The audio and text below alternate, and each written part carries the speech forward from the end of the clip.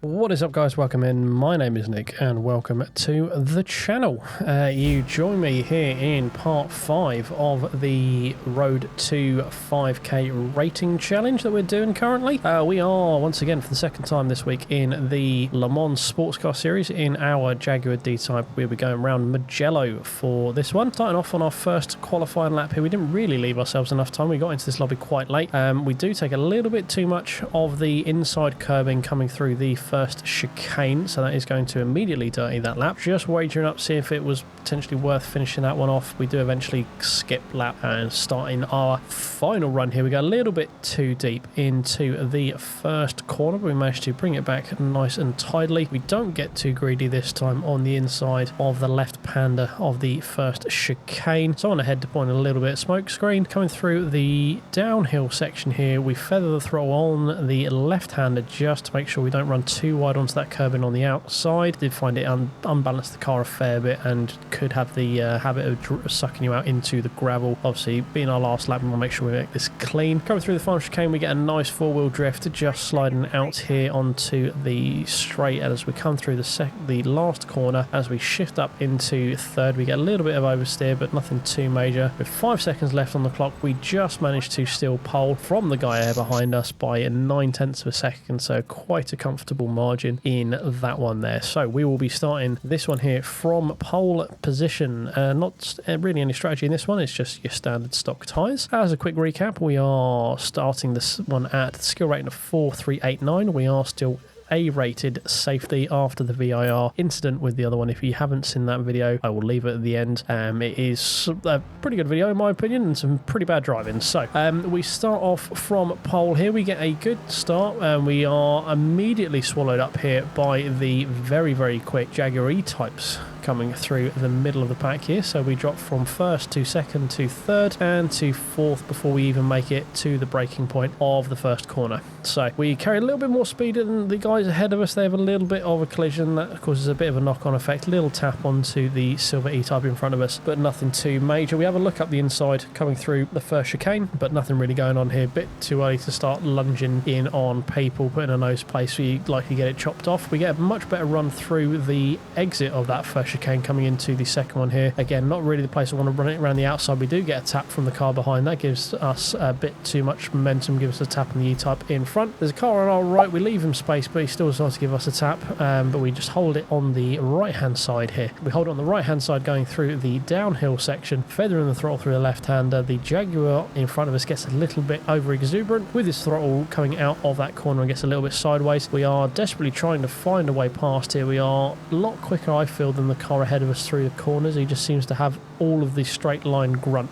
So through a double right-hander, we're not able to get anything done there. We now have the Ferrari behind us, very intent on trying to get a pass done, because I think he's even quicker than us through the corners, but even slower in a straight line. So we're just going to be cutting it off to the right-hand side here, putting ourselves in line to keep the inside curbing, not really giving the option for him to stick his nose up, which is what we're looking to do here. Just keep it nice and tight. We get on the throttle nice and smoothly, nice and early. A better initial run out of the corner than the E-type puts me in the middle of the track to make sure I don't go into the back of him. That compromises my line through the first part of the chicane.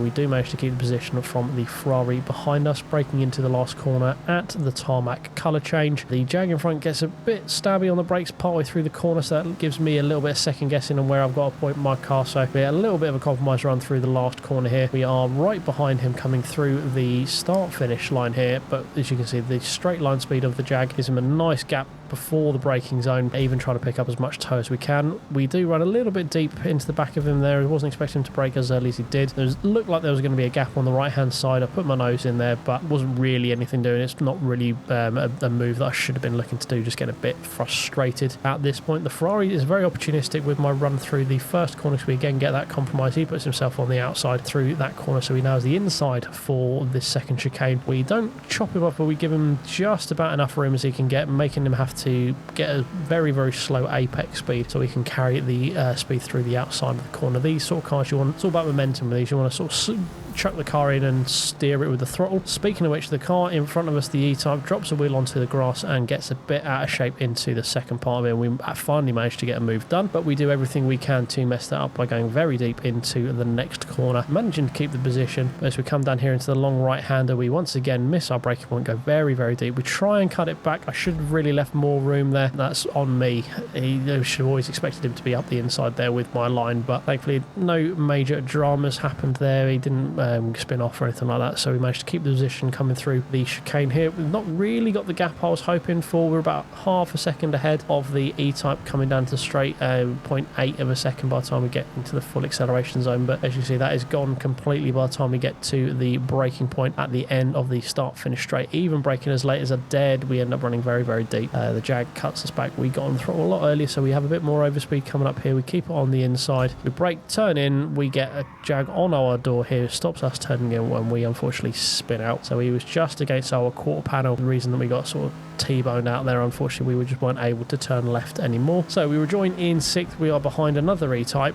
This one, again, struggling with rear grip by the looks of it. Every time he gets on throttle, there's a little bit of a snake coming through the back end of the car here. As you can see, it's wiggling about all over the place. So again, feeling like we're being a bit held up here through the long right-hander. He gets a bit sideways halfway through the corner as he tries to get on the throttle. That gives me a much better drive through the first part, but again, with the E-Types being so quick in a straight line, there's nothing really I can do from it, because by the time we get halfway down the straight, he's already pulling away again. So pit early just to give us a bit of space, start some fresh tyres and see if we can get anything done with an over or undercut.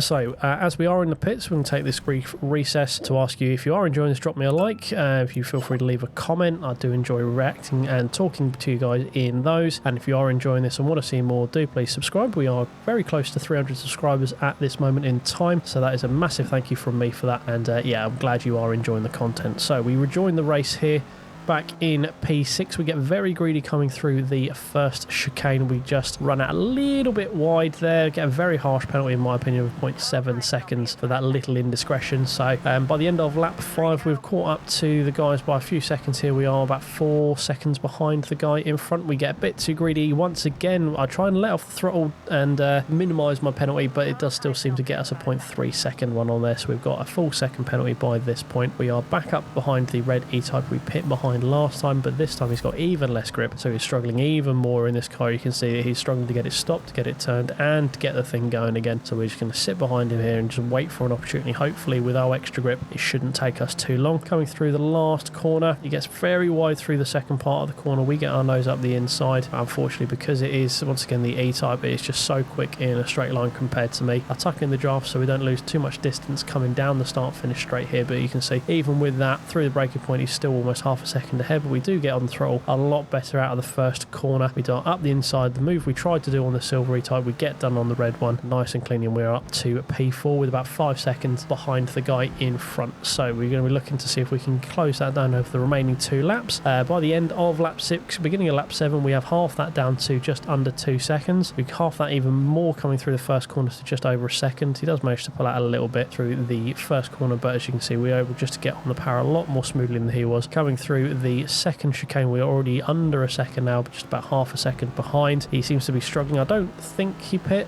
I think he might be struggling, so we're using the extra grip here to our advantage. Carrying a lot of speed through the right-hander, feathering the throttle on the left-hander down the hill. We get a much better run. You can see just how much he is struggling with grip. Put ourselves on the left to see if we can just drive around the outside. We leave plenty of space on the inside, just stopping from being able to get on the throttle to carry the momentum through the corner, and we get that position done. We are up to P3. Unfortunately, that is going to be pretty much it for us. You can see from the map we are very far behind, so by the end of the race we are about 10 seconds behind P3, which was the silver E-Type that span us out at the beginning. So we managed to recover all the way back to P4, and we do get a nice rating increase there as well, up to 4439. Still safety rating A, unfortunately, but at least our overall rating has increased. Right, I hope you enjoyed that one, guys. I had fantastic fun driving that one. Even with the frustration on that, we managed to get the fastest lap by a reasonable margin in that race as well. So we were the fastest car on track. If you did enjoy that one, do watch this one here on the left-hand side. This was the one from VIR that I mentioned at the beginning.